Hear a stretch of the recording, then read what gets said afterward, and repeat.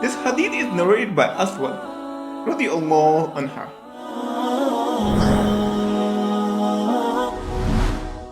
Ibn Az-Zubair said to me, Aisha used to tell you secretly a number of things. What did she tell you about the Kaaba?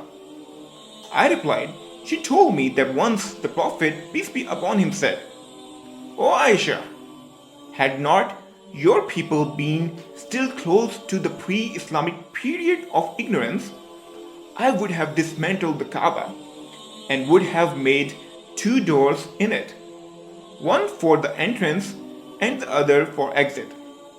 Later on, Ibn Az-Zubair did the same.